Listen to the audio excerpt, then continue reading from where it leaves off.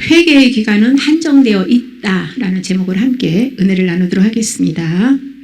성령님께서 공급하시는 예수 그리스도의 속죄 은총을 우리가 믿고 순종할 때에 아름다운 생명의 열매를 맺게 해주십니다. 말씀을 믿고 순종할 때에 우리 영혼이 건강하게 자라고 또 매일 십자가 지는 삶이 천국의 상급으로 연결되어 있습니다. 믿음은 죄를 깨닫고 회개하고 내려놓은 만큼 영혼이 성장을 이룹니다. 예수님의 속죄 은혜가 믿는 영혼들에게 한량없이 공급되고 있지만은 회개의 기회는 한정되어 있다는 것을 무화과 나무의 비유를 통해서 교훈해주고 있습니다. 누가복음 13장 6절에서 9절 합독하십니다. 시작. 이에 비유로 말씀하시되 한 사람이 포도원에 무화과 나무를 심은 것이 있더니 와서 그 열매를 구하였으나 얻지 못한지라 포도원 지기에게 이르되 내가 3년을 와서 이 무화과 나무에서 열매를 구하되 얻지 못하니 찍어 버리라. 어찌 땅만 버리게 하겠느냐. 대답하여 이르되 주인이여 금년에도 그대로 두소서. 내가 두루 파고 거름을 줄이니 이후에 만일 열매가 열면 좋거니와 그렇지 않으면 찍어 버리소서 하였다 하시니라. 아멘. 육적인 이스라엘 백성들을 향해서 주신 이 비유의 말씀은 영적 이스라엘, 즉 예수님을 믿는 저와 여러분을 향해서 주신 말씀입니다. 여기서 무화과 나무를 심은 사람은 하나님을 비유하고 있고요. 과원지기는 예수님을 비유합니다. 열매는 회개에 합당한 열매를 뜻하죠. 무화과 열매는 우리 여기도 무화과를 이제 좀 심어가지고 열매를 따먹잖아요. 안에가 빨갛고 씨가 가득하고 그리고 아주 달콤합니다. 이것은 예수님의 보혈로 용서받은 그 영혼 안에 하나님의 생명의 말씀으로 가득 찬 영혼의 상태를 깨닫게 해주는 것이죠. 하나님의 아버지께서 열매를 얻기 위해서 3년을 기다리셔요. 여기서 3년은 예수님의 십자가와 그 부활로 거듭나는 상징수로 이해할 수 있습니다. 사람마다 회개하는 기간들이 다 다르고요.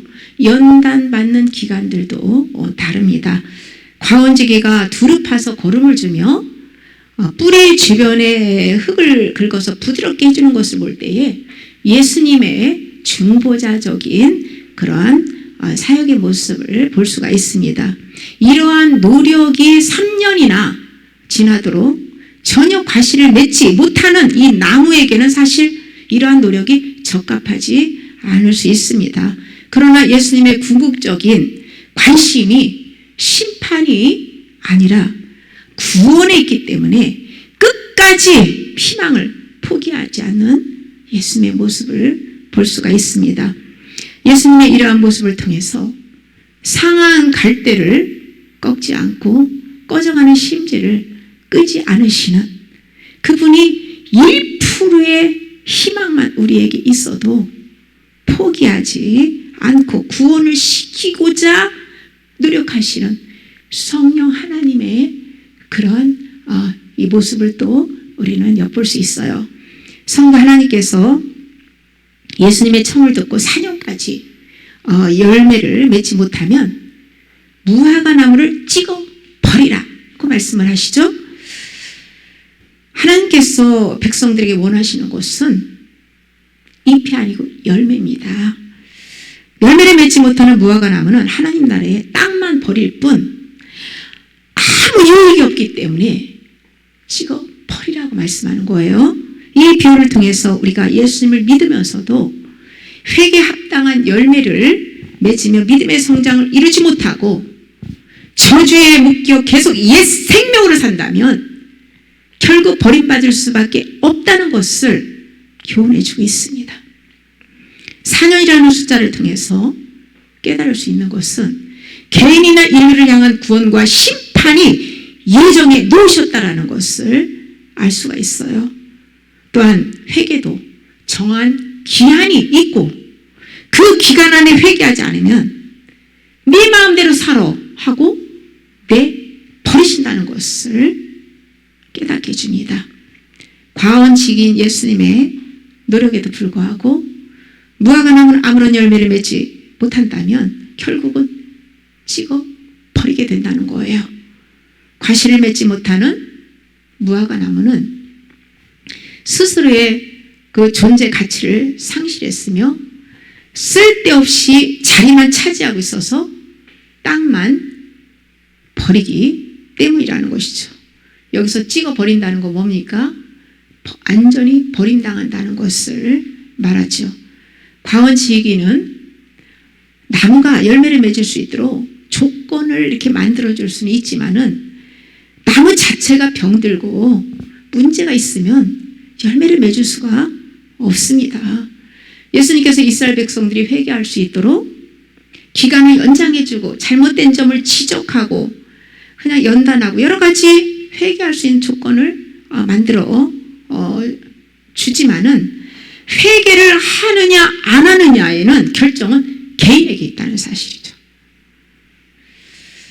중요한 것은 하나님께서 회개할 수 있도록 유배해둔 심판까지의 기한은 분명히 한정되어 있다는 것을 말씀하고 있어요. 하나님께서는 우리 인생길을 정하셨고 만사의 모든 것이 다 때가 있다라고 말씀하시는 거예요. 회개도 하나님께서 정하신 시간이 지나고 나면 하고 싶어도 할 수가 없다는 것이죠. 회개는 성령님께서 은혜로 도와주셔야만 가능합니다. 모든 것이 은혜예요. 그 은혜의 때가 있다는 사실이죠. 무화과 나무가 열매를 맺도록 거름을 주고 그에 따른 관리를 해주어야 하듯이 성령님께서 열매를 맺게 해주셔야 한다는 것이죠. 그런데 무화과 나무가 주인에게 자신을 온전히 드리지 않고 스스로 열매를 맺으려고 하거나 무성한 자기 입만 자랑하려고 자기만을 높인다면 열매를 맺지 못하고 결국 버림을 당하게 된다는 것입니다.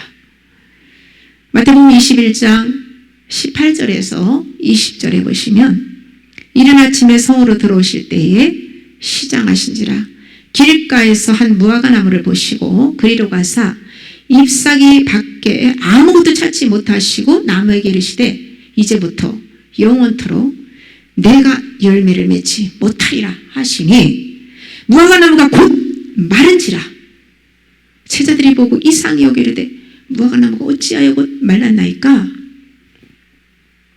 여기서 잎사귀 밖에 아무것도 찾지 못하고를 마가복음 11장 13절에서는 이는 무화과의 때가 아닙니다 라고 증언하고 있어요. 무화과 때가 아니에요.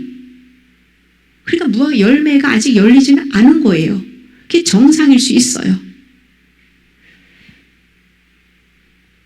그런데 주님께서 영원토록 내가 열매를 맺지 못하리라고 저주를 해버리니까 그냥 말라 죽어버리잖아요.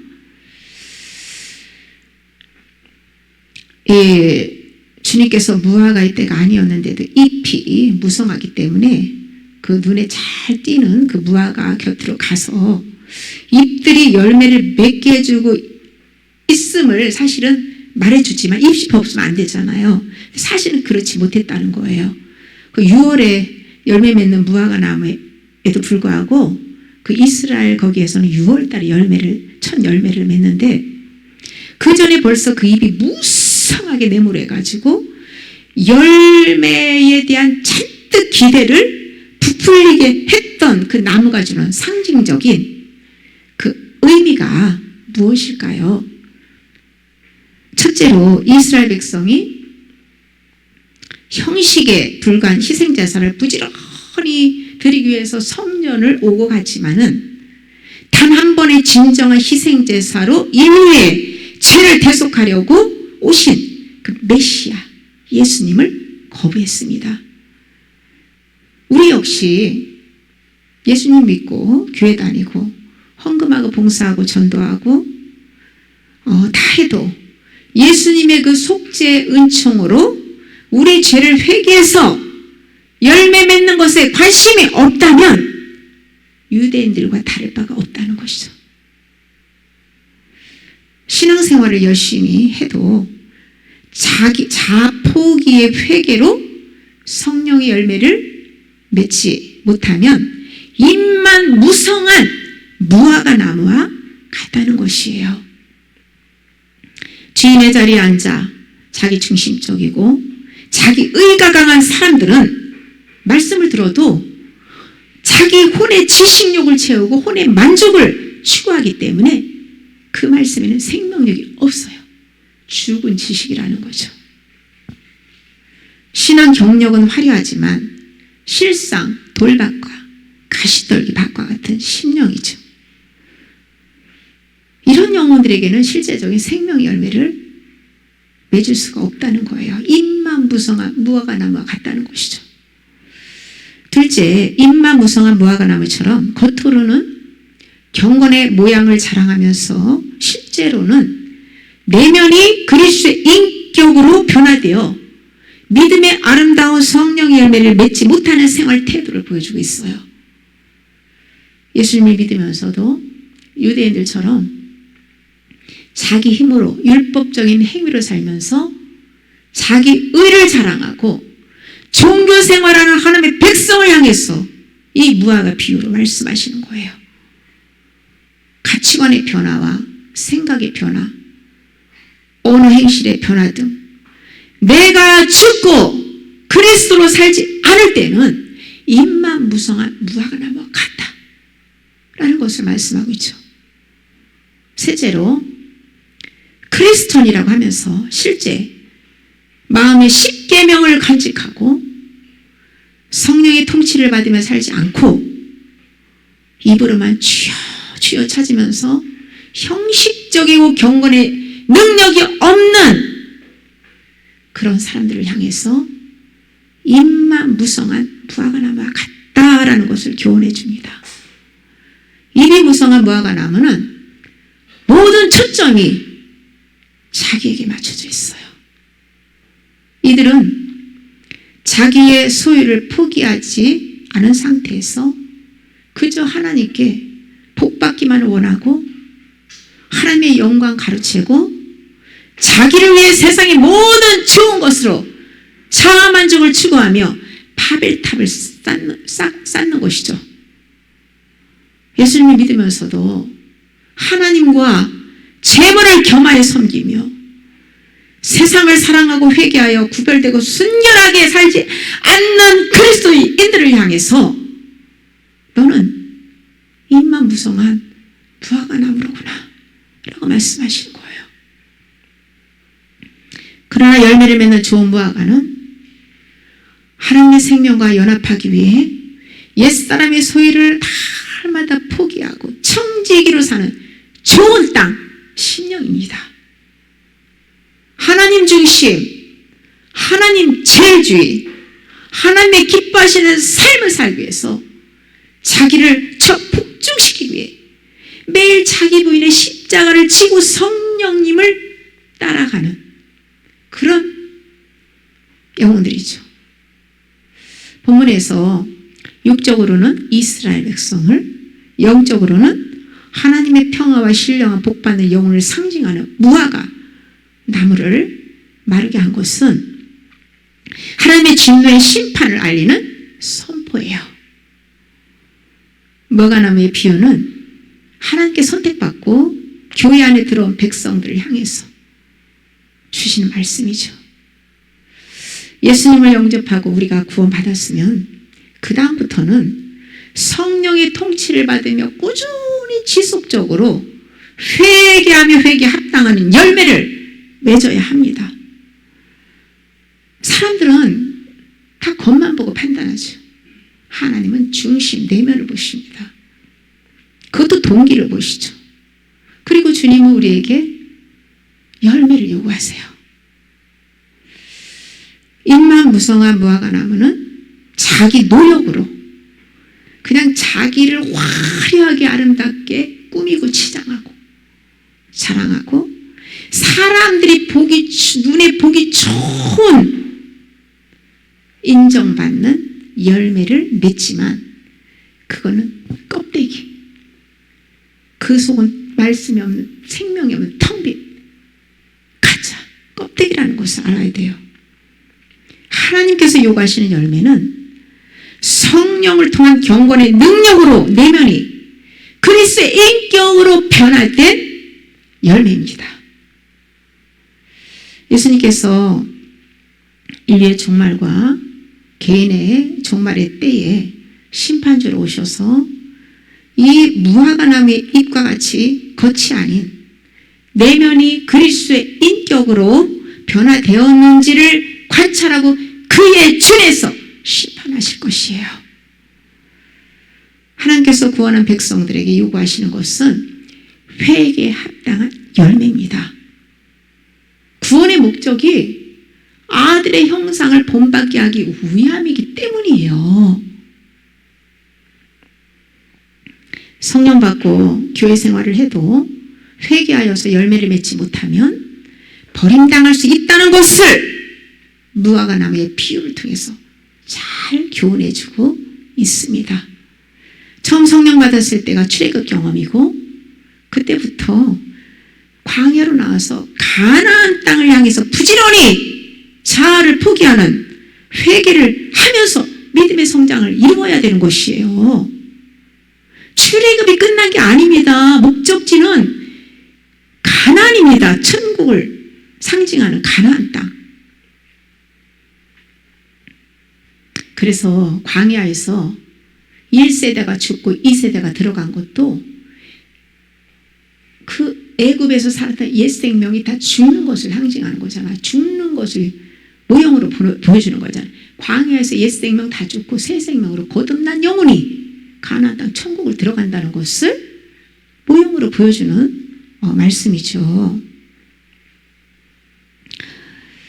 예수님께서 누구든지 회개하지 않으면 다 망할 것이라고 말씀하셨어요. 성령님께서 마음에 오셨어도 성령의 인도를 받으며 자아 부인을 하며 하나님 말씀에 순종하지 않는다면 결국 죽정이로 버림당할 것이라는 사실을 우리는 명심해야 됩니다. 마태복음 3장 10절 이미 도끼가 나무 뿌리에 놓였으니 좋은 열매를 맺지 아니하는 나무마다 찍혀 불에 던져지리라. 19절 7장 19절 아름다운 열매를 맺지 아니하는 나무마다 찍혀 불에 던져지리라.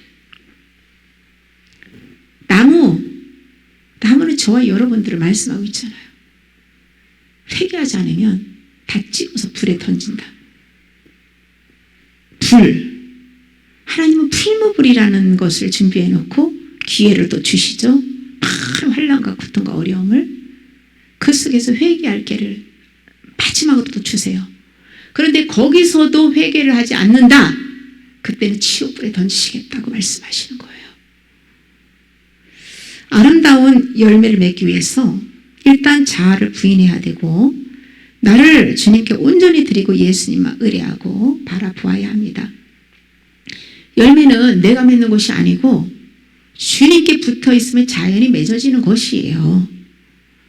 어떻게 붙어 있어야 될까요? 날마다 내 혼의 생각을 부인하고 성령의 통치를 받고 영의 생각으로 살아야 돼요. 성령님의 가르침을 받으며 그 말씀을 믿고 순종할 때에 예수 그리스도에게 붙어 있는 것이에요. 회개를 하는 영혼들은 믿음이 어린아이부터 장성한 자까지 정상적인 신앙을 이루게 되어 있는데요. 예수님은 어린아이와 영성결혼을 하지 못합니다. 예수님과 결혼이라는 것은 진리 하나하나와 진리로 완전히 연합을 이루는 것이에요. 예수 그리스도의 신부가 되려면 주님의 아름다운 형상으로 변화되고 믿음의 성장을 이루어야 합니다. 예수님께서 우리의 죄를 담당하심으로 해서 우리의 죄와 율법에 대해서 죽임당하게 한 목적은 바로 우리가 하나님을 위하여 열매를 맺게 하려 함이라고 바울은 로마서 7장 4절에도 증언하고 있는데요. 그러므로 내 형제들아 너희도 그리스도의 몸으로 말미암아 율법에 대하여 죽임을 당하였으니 이는 다른 이 곧 죽은 자 가운데서 살아나신 이에게 가서 우리가 하나님을 위하여 열매를 맺게 하려 함이라. 율법은 죄를 깨닫게 하고 정죄하잖아요. 그러면은 우리가 주님께로 안으로 가서 열매를 맺으려면 그 전에 열매를 맺기 전에 그 율법의 빛을 받고 내 죄를 다 깨닫고 회개해서 십자가에 버리는 죽어지는 회개를 해야 되잖아요. 죽어진 것만이 생명의 성령의 법이 죄와 사망의 법에서 해방시켜주는 거예요. 그리스도 안에 있다는 것은 나의 죄가 옛 생명이 십자가에 죽어졌다는 것이고 주님 안에 있을 때 성령께서 부활 생명의 열매를 맺게 해주시는 것이죠. 이것은 광야에서 지속적으로 이루어지는 거예요. 주님은 단 한 번에 죽으시고 부활하셔서 모든 죄를 다 해결할 수 있는 그런 길을 우리에게 열어주셨고 우리는 광야라는 곳에서 모든 말씀 빛에 의해서 율법이 우리의 죄를 하나하나 깨닫게 하시고 드러내서 그 죄를 다 인정하고 내려놓는 십자가의 죽음에 넘기는 이 과정을 통해서 우리는 부활 생명의 열매를 맺는데 성령의 전적인 사역이고 믿음으로 해야 된다는 뜻이에요.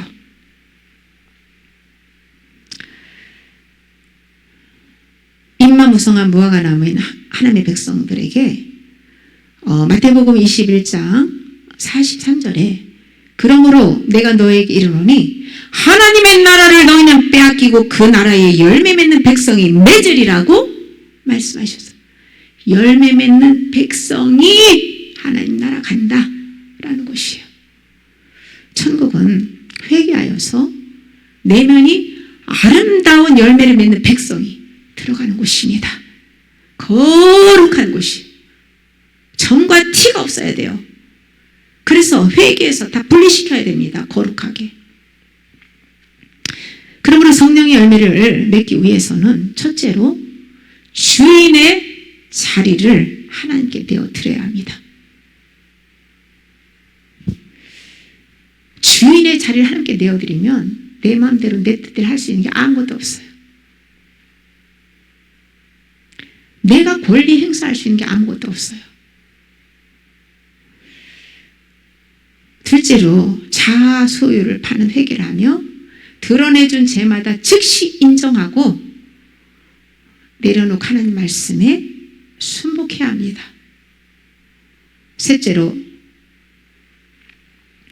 매일 자기 부인의 십자가 지고 성령의 가르침을 매일 받아가면서 성령의 인도함을 받아야 합니다. 나를 포기하지 않으면 율법의 정죄를 당하게 되어 있고 절대 성령의 아름다운 열매 맺지 못합니다. 우리의 외적 소유가 많고 적고가 문제가 아니라 나의 모든 소유권이 하나님이 가지고 계시느냐 내가 갖고 있느냐 내가 주권을 행사하느냐 여기 이것이 중요해요. 사실 나의 모든 것을 하나님께 드린 만큼 성령 하나님께서 주권을 행사하며 길과 진리와 생명 되신 예수 그리스도께로 인도해 주십니다. 요한복음 15장 16절에 너희가 나를 택한 것이 아니요 내가 너희를 택하여 세웠나니 이는 너희로 가서 열매를 맺게 하고 또 너희 열매가 항상 있게 하여 내 이름으로 아버지께 무엇을 구하든지 다 받게 하려 함이라. 아멘. 누구든지 하나님께서 예수님을 믿도록 인도하지 않으면 아무도 예수님을 믿을 수가 없어요. 그러니까 우리가 예수님께 나온 게 아니라 하나님께서 선택해서 우리에게 믿음을 주시고 하나님의 자녀 삼아주신 것이죠. 그런데 그때부터 이제는 성령이 오셨으니까 우리가 성령이 안 계시면 회개 자체는 불가능입니다. 성령이 오셨기 때문에 회개를 한 곳에 열매가 맺어지는 것이죠. 밀알이 죽어져야 싹이 나오고 꽃이 피고 열매를 맺는 것이죠. 하나님께서 열매를 맺는 가지를 많은 열매를 맺기 위해서 깨끗하게 하세요. 깨끗하게. 깨끗해야 안 좋은 가지, 죽은 가지 다 쳐내고 가지 치고 거름주고 깨끗하게 해야만 열매를 풍성하게 맺을 수 있는데요. 열매를 맺어야 하나님으로부터 좋은 것을 받아 누릴 수 있다는 거예요. 그러니까 열매를 맺지 못하면 주님으로부터 좋은 것을 받아 누릴 수가 없는 것이죠. 열매 맺지 않는 자들에게는 사단은 세상 썩어질 세상의 복을 주며 미혹을 하고 하나님께 가지 못하도록 세상의 것으로 묶어버립니다. 그래서 세상의 것도 어떤 것도 묶이지 않도록 우리는 다 소유를 팔고 자유해져야 된다는 거예요. 성령의 열매 맺는 사람들에게는 주님께서 신령한 복, 영생의 복을 주시고 이 땅에서 무엇을 먹을까 입을까 마실까 염려하지 말고 그건 주님이 책임져 주신다고 약속하셨어요. 믿음은 무엇으로 증명할까요? 믿음이 좋고 나쁨이 무엇으로 알 수 있어요? 순종이잖아요. 순종.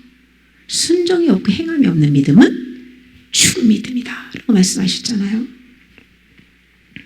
하나님의 말씀을 믿음으로 순종할 때에 아름다운 무화과 나무에서 성령의 풍성한 열매를 맺으며 하나님께 영광을 돌릴 수가 있습니다.